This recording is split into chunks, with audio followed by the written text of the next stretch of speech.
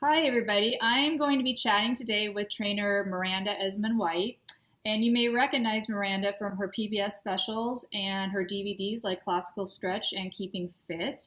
And she is also a New York Times bestseller of Aging Backwards and Forever Painless. And she's also considered one of America's greatest advocates and educators of healthy aging. And we're going to go ahead and we'll be sure to provide all the links to your books and your DVDs and your website down below this post.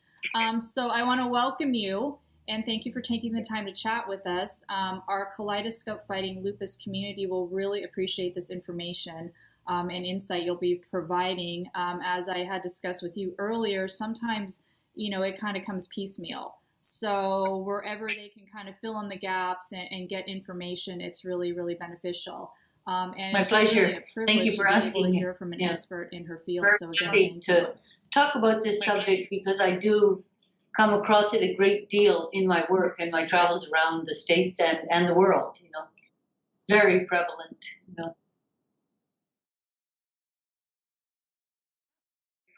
Yeah, it really is more so than I ever understood and Yeah, that I'm learning. Yeah, yeah. So I guess we're ready to get started. Okay, so can you share a little bit about what motivated you to develop your fitness program and how it might be So I unique started from developing others it that about are out 25 there? years ago. So just to give you a little quick overview is that I was a ballerina professional and opened, when I broke my foot in several places, I had to change careers. I was stumbling around to find a career. I opened a dance and fitness Yes. center. And so this is a long time ago in the Jane Fonda era of fitness. And I didn't like, I was teaching a lot of aerobics and step aerobics and all that, weights and things, but I didn't like what it was doing to my body.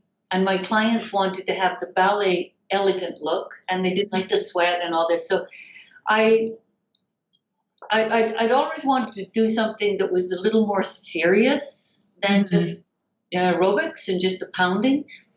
So I worked with my background, and I studied a great deal of Tai Chi and worked with physiotherapists. I worked with doctors and stumbled across creating this program. But very, very early on, in the first 2 or 3 months of putting this together, which is a gentle stretching program that uses classical music or all kinds of music, like Oriental music, Russian music, African music, beautiful classical music and New Age music, any type of music. So it's all mixed up to work with the feelings. So it's not all pounding. It's more, because that's what a lot of the students were asking, and also a smoother workout that left your muscles long and lean.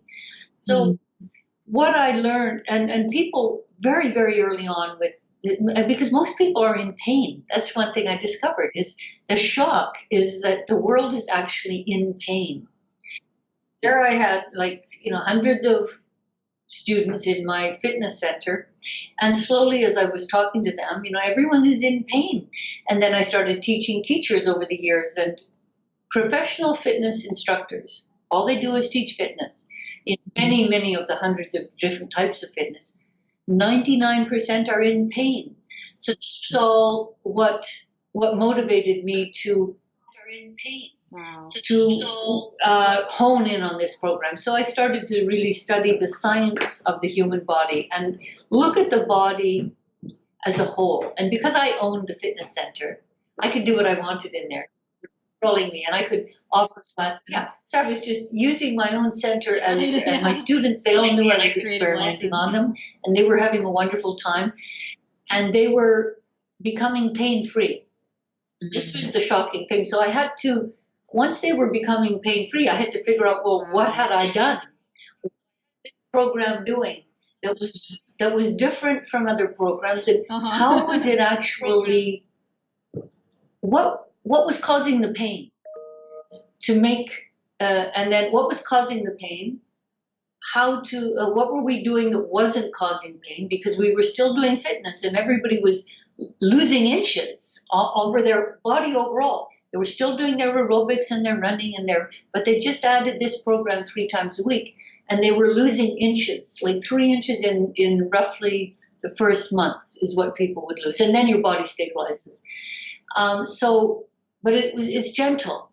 It's a very gentle program. So we were trying to figure out why. I was trying to figure this out. Why was this a fitness program that was not causing pain? So I sort of had to go backwards on it. And this has taken me on this wonderful, exciting journey where I work with some of the most senior scientists in the world at Harvard, McGill University, Oxford, England, and, on connective tissue, pain, the brain, different things. It's that in a nutshell sort of gives you an idea. So once I started looking, I saw that the body had to be looked at as a whole.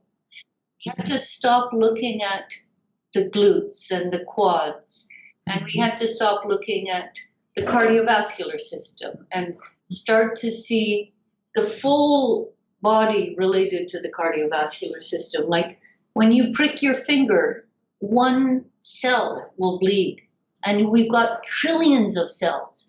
So how does the heart and that little finger, the baby toe, relate? How are they related?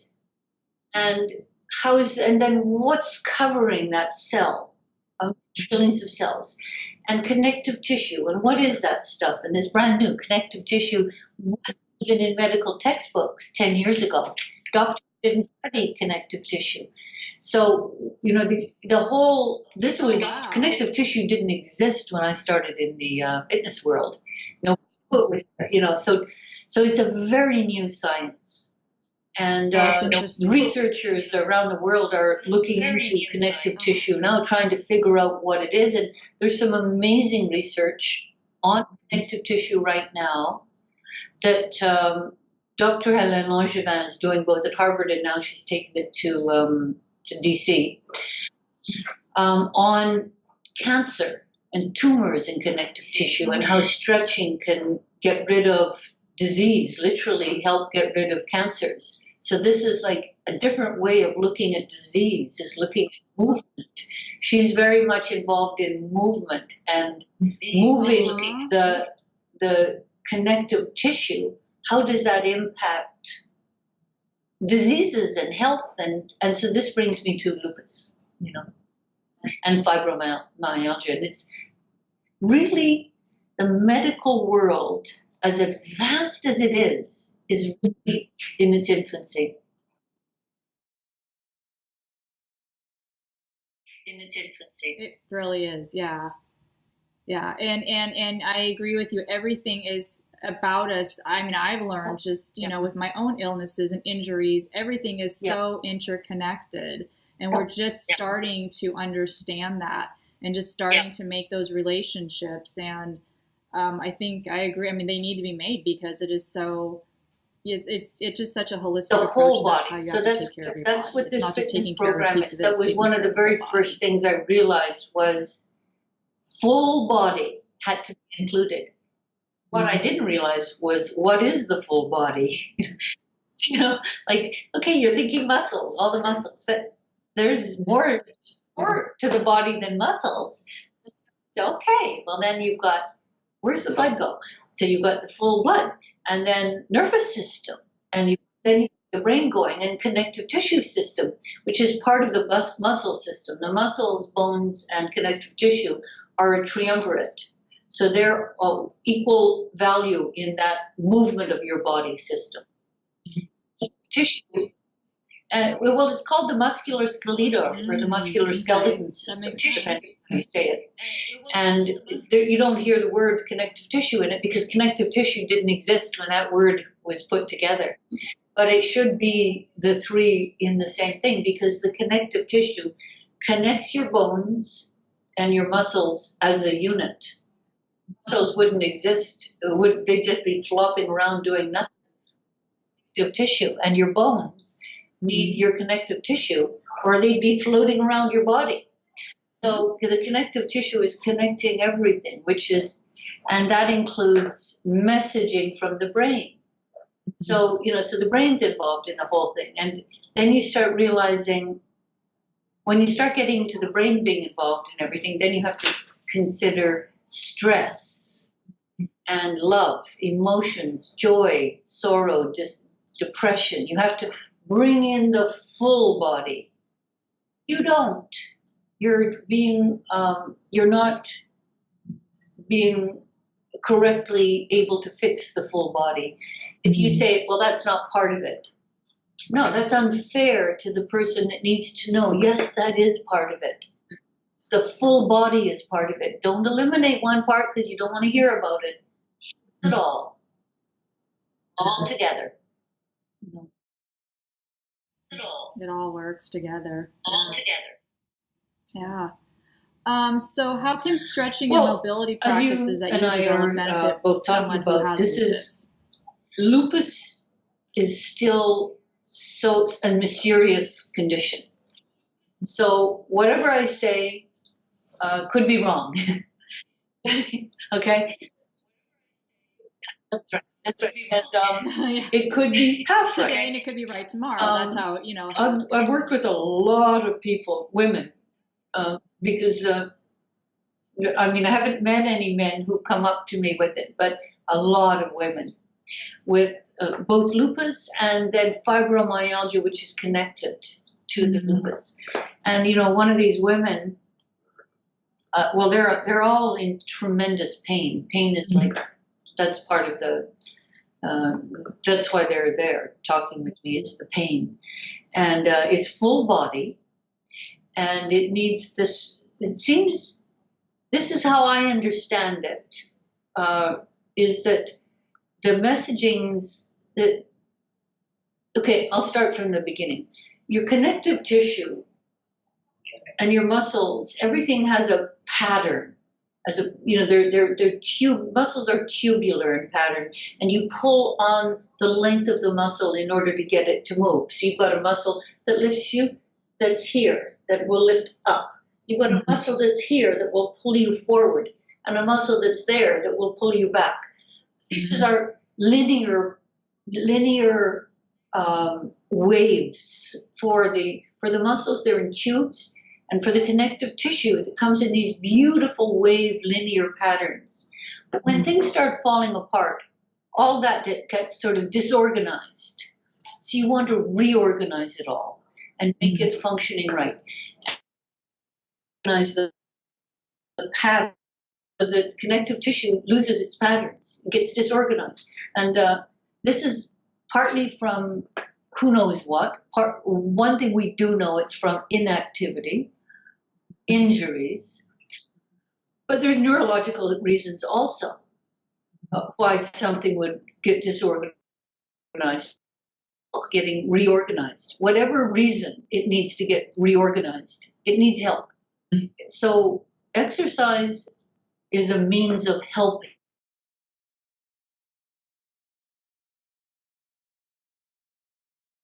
Well, what I was saying is that the body needs to be moving a certain way in order to be pain-free.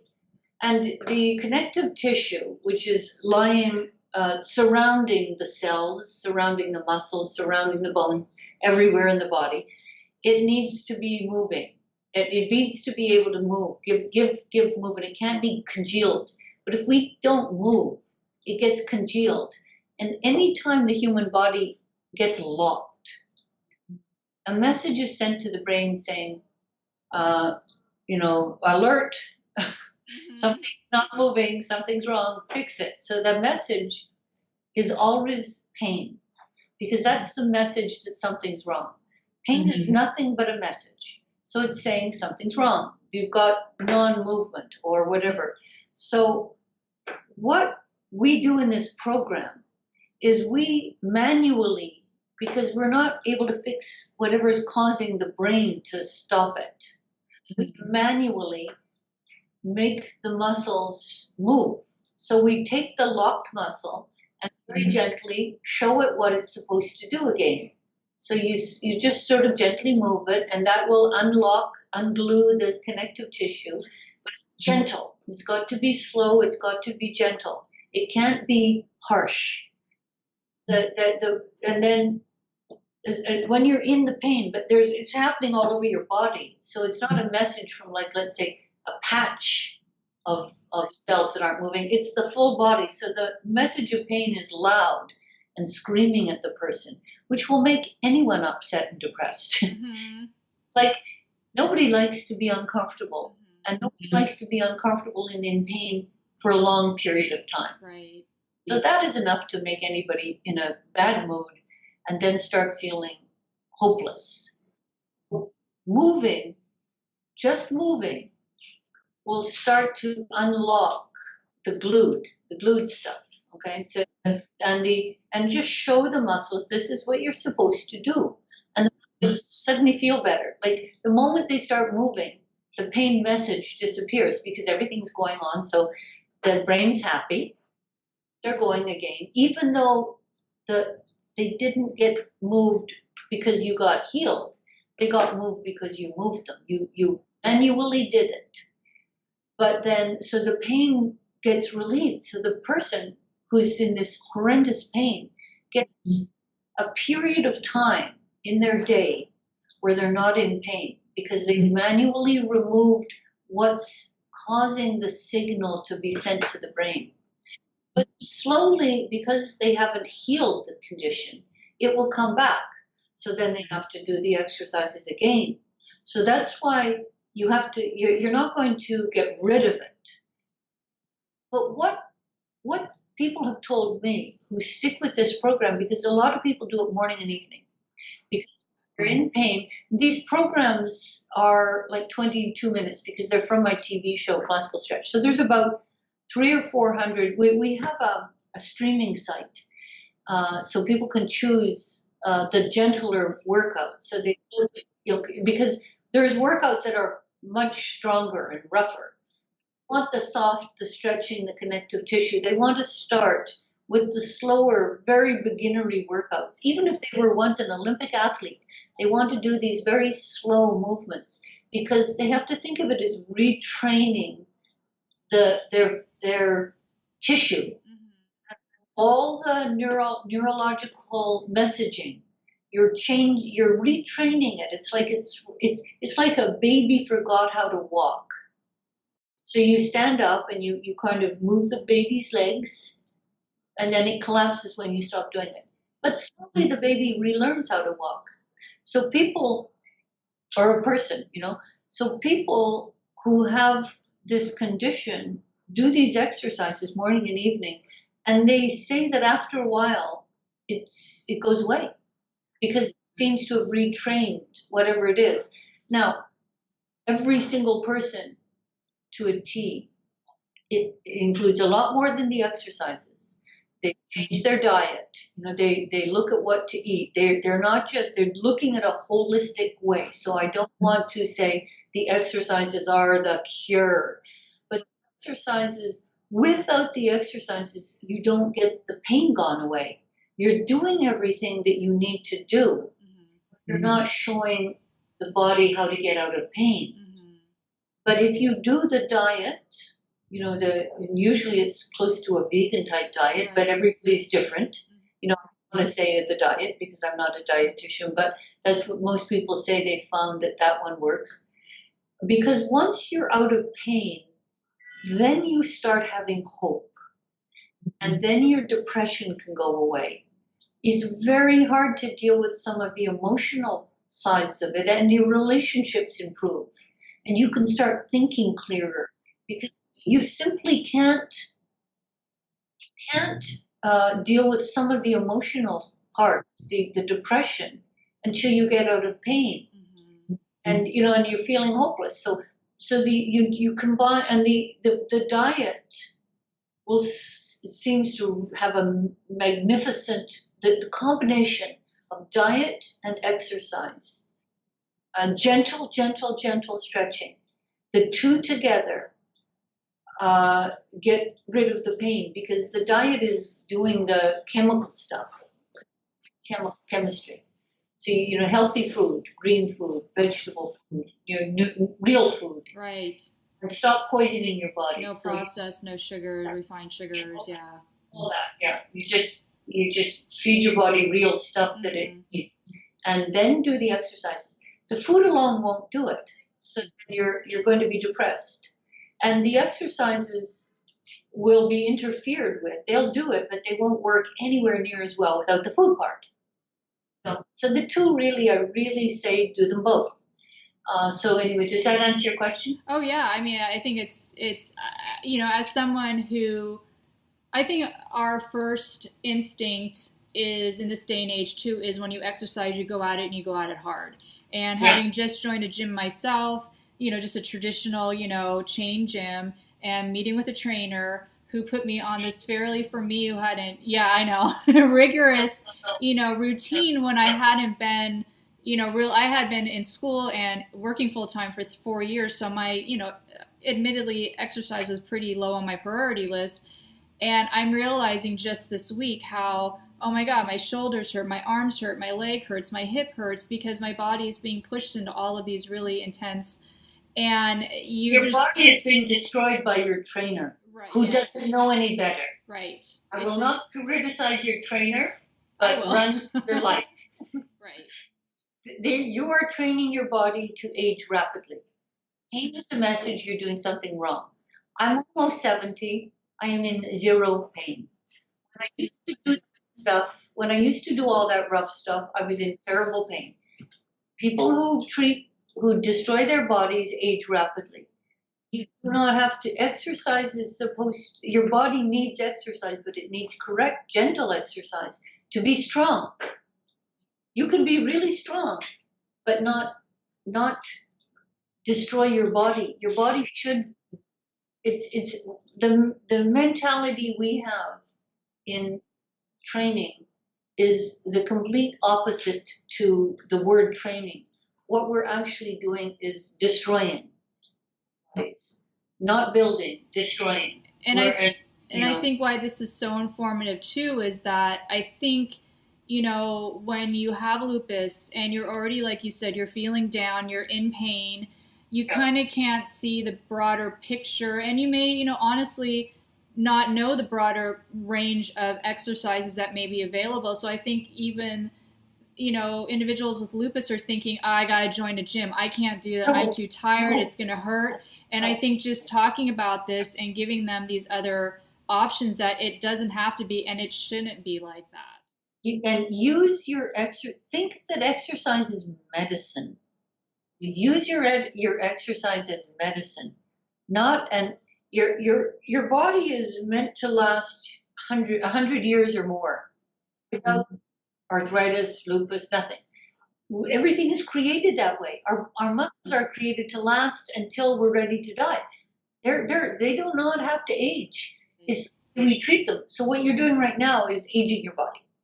And so people with lupus, they don't realize, because the mentality of exercise is everybody immediately thinks, oh, this is going to be too hard and it'll hurt me. What they're not thinking is exercise is moving. And move correctly and gently, full bodies. You might do like gentle stretches, gentle movements, flowing movements that are just teaching the body. It's like love to your body. Teaching your body that it's not going to be hurt anymore, teaching it how it's meant to be. Muscles are they're meant to be strong. They're meant to be able to move. Every joint, you're supposed to have good posture. Everything's supposed to move. It's not supposed to be all bunged up and in pain. So it's so much easier to exercise when you understand what your body's meant to do. Exactly. It's not meant to be like this. No. To be. You're supposed to be able to put your sweater on without any problems. Reach and bend and twist and turn. Not like lift, 40-pound weights. And everything constricted. Olympic athletes. Olympic athletes, pro football players, all these high-level sport athletes are in horrendous pain all the time and are aging at the age of 35. They have hip replacements and knee replacements and drugs and you name it. So forget that. So that's why when people with lupus, they think exercise, they're thinking that. Everybody thinks that. Like you went to the gym and the trainer did that to you. No, because that's what everybody thinks. My mission in life is to get people to understand that that's the wrong way of looking at making our body fit. If that's not fitness, that's destruction. Let's get fit. Yeah. Properly. It's a great mission. Yeah. So for the lupus and the fibromyalgia people, I just suggest that they do the diet, whatever. You've got tons of stuff, I think, on your blogs that really help people. And gentle, full body stretching morning and evening, and breathe with it. Be calm as they're doing it. Know why they're doing it. Understand that they are retraining the fibers, trillions of fibers. They're retraining those fibers so that the fibers aren't crying out in despair. So they're retraining their fibers. And the moment they move them and they retrain them, even if it's for the morning, they'll feel better. And they will. It will start, even if they can only do like 2 or 3 minutes at a time. And they might start off and, it's just 2 or 3 minutes. And I know that. And then they slowly add a teeny bit until they can do 15, 20 minutes. And that's all they need. And then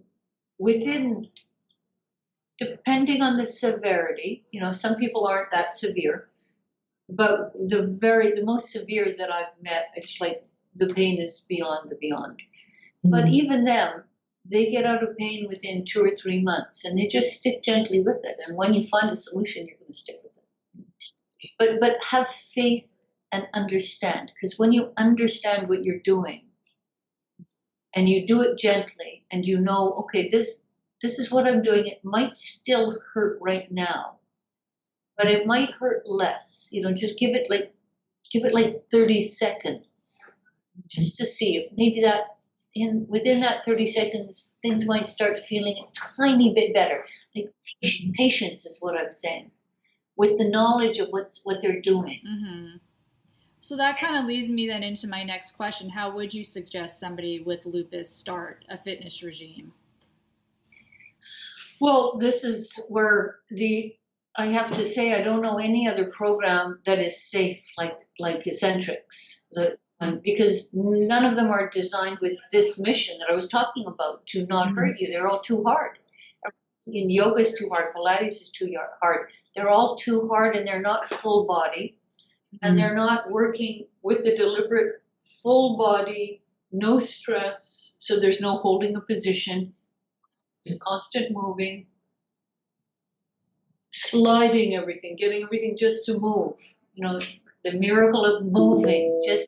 So we have our Eccentrics website has Eccentrics TV. So I would suggest they go on to that. Okay. And they look up, connective tissue or gentle workouts, the gentlest stretching workouts there are. I can't remember, but you can sign up monthly, cancel whenever you want. It's not an annual thing. So it's really good. It's not expensive. So they try that out. Try many different workouts, because there's several hundred on the website.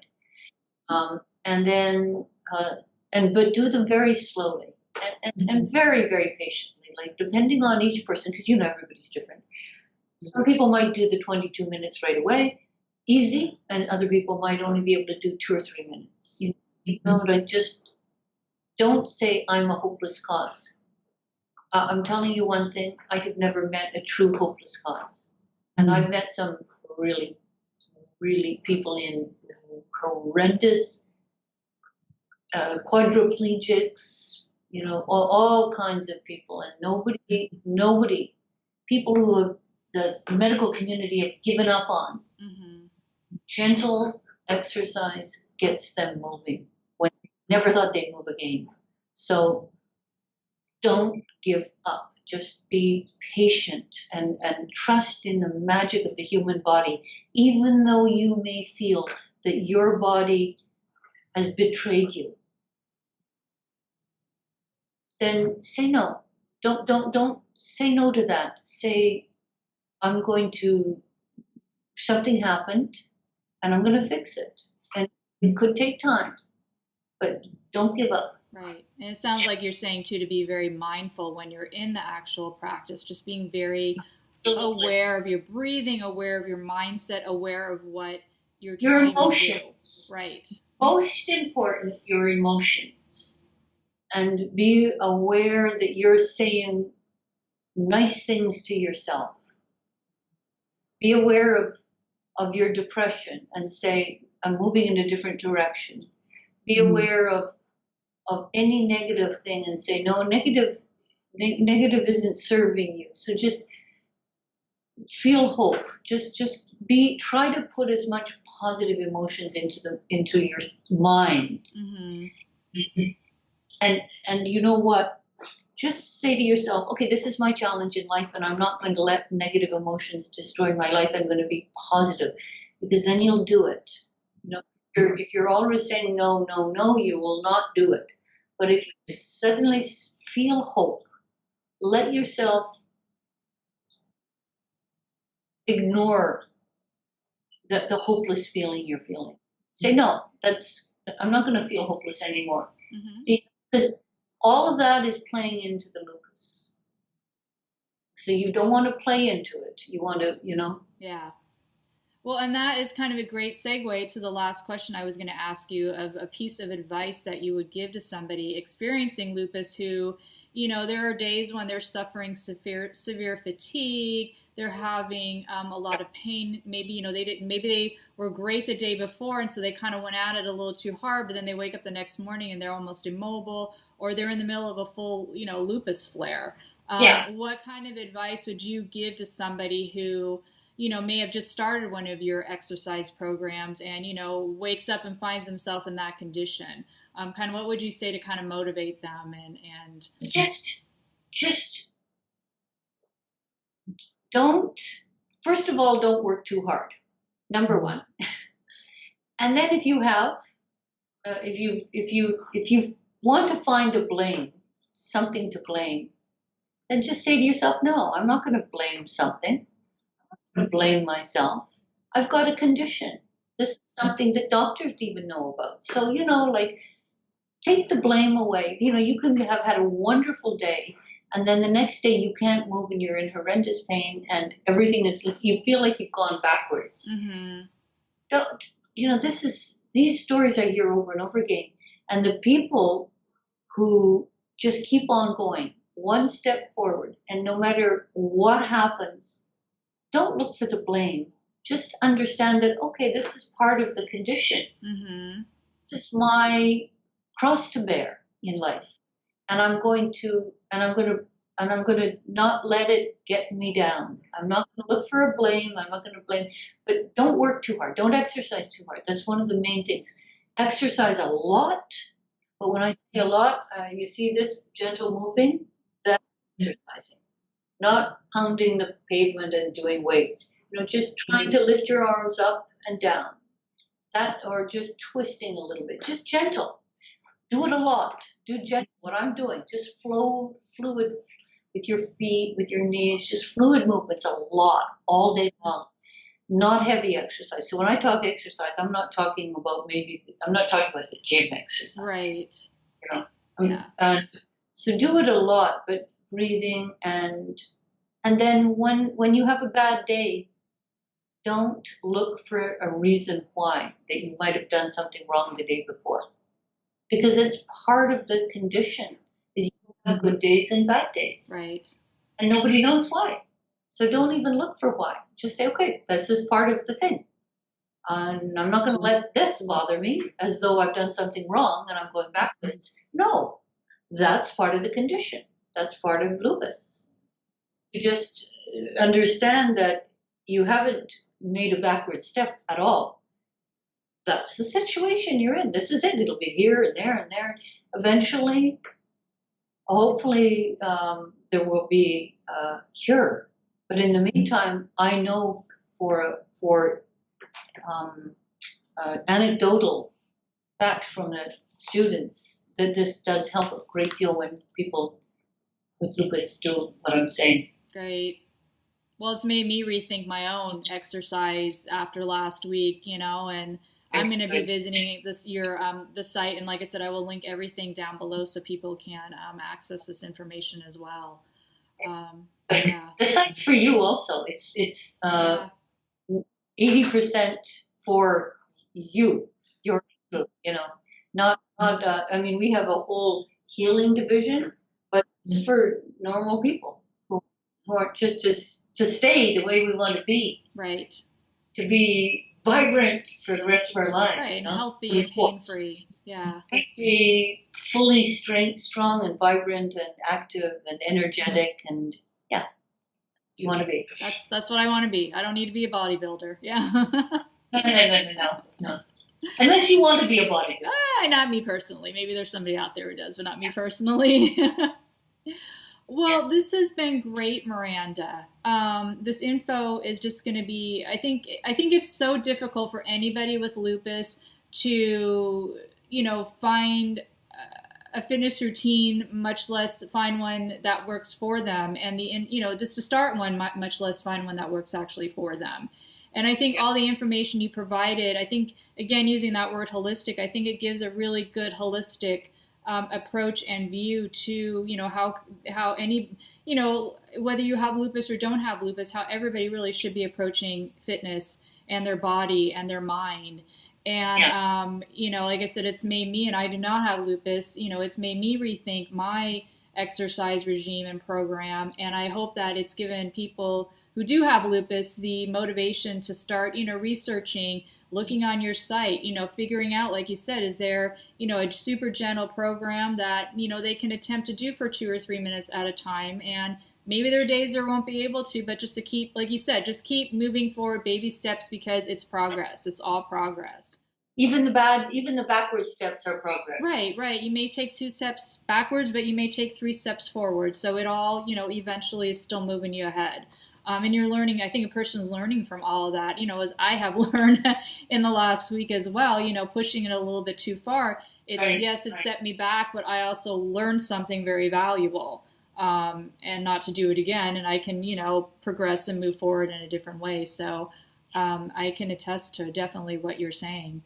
And I think this just will give individuals with lupus another tool in their toolkit, of things that they can turn to, for pain relief, for, enhancing mobility, like you said, for, emotional health. I think it's just a very, like you said, holistic approach to all of those things and how they are integrated and how they're so integral to each other in supporting, your mind and your body. And your overall health. And like you said, it'll trickle down all the way to how someone speaks to their doctor, how they communicate with their family, how they, how they learn to prioritize themselves, which I think is so important. I think so many of us just don't do. And I think this kind of will enable people to, prioritize themselves. Yeah. So thank you so very much for spending time with me today. Thank you. Thank you. Okay. Take care. You too.